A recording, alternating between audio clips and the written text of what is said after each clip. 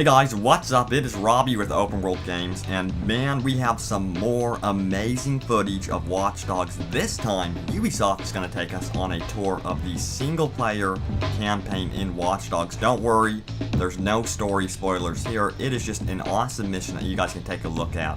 It's going to show off some of the stealth mechanics, and then also some of the really cool hacking mechanics as well.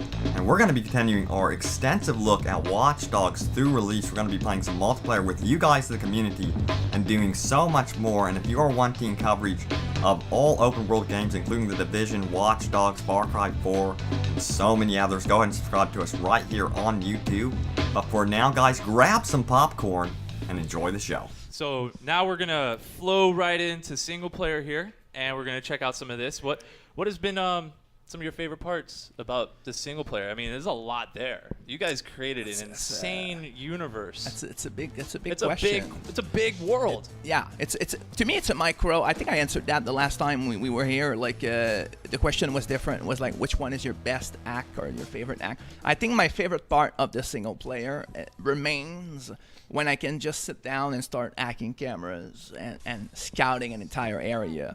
Because when you start doing that, you start opening everything in the game. Like you start seeing that this guy has a bomb on him. I could hack that thing. The guy could go berserk and start throwing a bomb to his friend without realizing it. The other guy freaks out, blows up in the air, while another one has his phone being problematic. And you start like feeling like you're a puppeteer controlling everything around the AI. So there's something very rewarding to just like feel like everybody in a compound just died without really knowing what the hell happened to them. And that's really awesome. That's just really fun to do. That is so open world. I love that. That is wild. I just want to get your attention now on what's happening. Now right now PY is playing the CTOS hub unlocking. So this will get you to kind of open your world more or less, right? This basically will allow you to open the profiler in this area. So once you hack into CTOS, you're able to profile and get all this information. So that will unlock a lot of side quests, a lot of content. So these are really, really important in the game.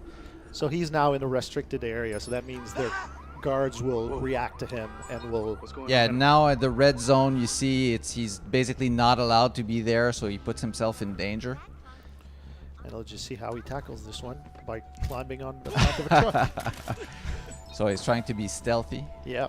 I totally agree with Jonathan. I think becoming a good hacker is really, really fun, and that's something I definitely hope people explore and try and really put some time in, because if they play Watch Dogs, just like a typical shooter, I think they're really missing on what this game is about. It still works fine and it's supported. It's a shooter, but it's first a hacking game with a lot of these elements. And also the goal is, even though if you like shooting, the goal was to have hacking layered on top of everything, so you can still be extremely focused on combat while combining your tool of hacking at the same time. It takes some time to like really combine all those elements together for sure. But that's part of the pleasure of a game, to have depth into it, so you feel like the more you play, the more you define your own way of playing it and improvising with your enemies. I saw a question in the list. I managed to read one at the speed it's going. Wow. I know, I'm getting good at it. Someone asked about battery life. Like, if you look at the bottom left corner of the screen, there's kind of a battery icon. So obviously, yes, there's batteries in the concept of hacking. The way it works is it auto-generates itself, so it's kind of a magic phone I would love to have at home. And every hack you do costs a little bit. Well, I say most of the hack costs something. Cameras, for example, don't cost anything. So when you do big takedowns or you do hacking on AI, then you need to manage a little bit that. It's not too restrictive, but at the same time, it brings you to start by doing a few hacks per minute. And then slowly but surely, you can invest on having more battery life as the game progresses, so you can get even more powerful with that. PY is getting bored now, so he's going all action. Yeah, he started out stealthy, and now he's just guns blazing. Yeah, he just wanted to go for something it, right? cool though is the AI have they have memory, so they'll be looking at where they think you are.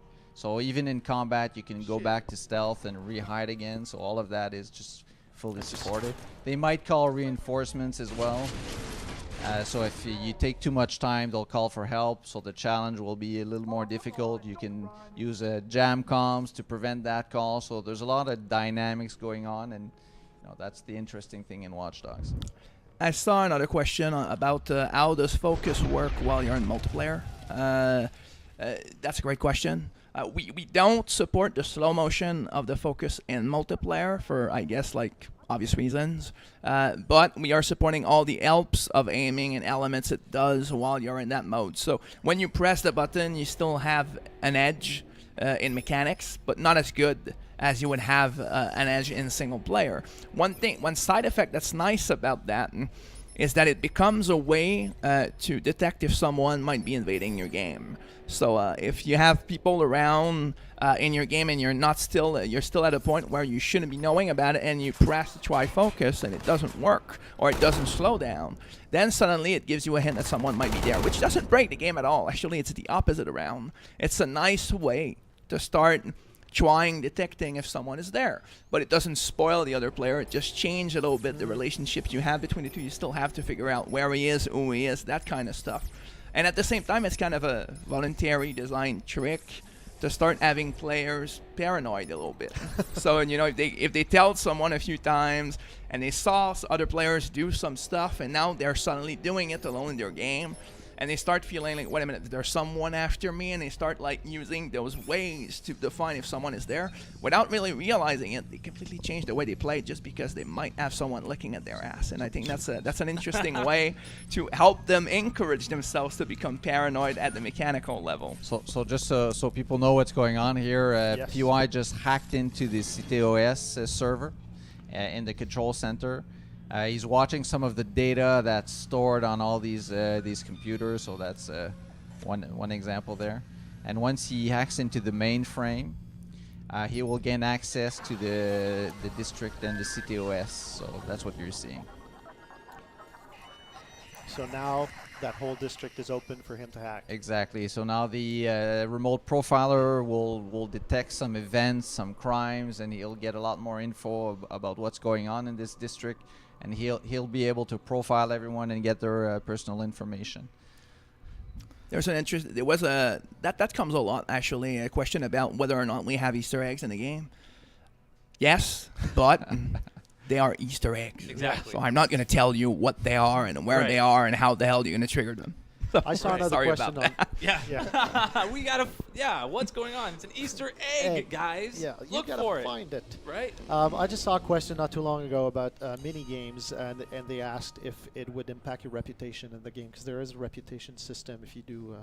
Oh, mini games? No, unless you kill the guy who's doing the mini game. But no, mini games will not affect reputation. Reputation, to be clear, is a social perception of your actions. Yep. So if you're a bad person or a vigilante, a good person, the people in the street will recognize you as such. So you'll be on TV. The media will talk about you in a bad way. If you're a dangerous person, you don't care about collateral. So it's not linked to mini games per se. All right. And I guess So once again, thank you so much for watching. Can't wait to get my hands on this game. I am so impatient at this point. I know many of you are probably the same way, but stay tuned right here on Open World Games as we continue our coverage of Watch Dogs, The Division, Far Cry 4, Assassin's Creed Unity, and all open world gaming goodness. Guys, thanks, and I will see you next time.